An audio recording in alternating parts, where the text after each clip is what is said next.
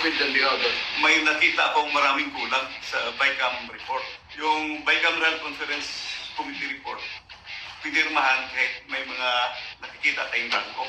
These are not, I would say, ordinary figures because these figures will reach to billions of pesos. So maraming pages ito na ganito. Pagka ganon, there's something terribly wrong.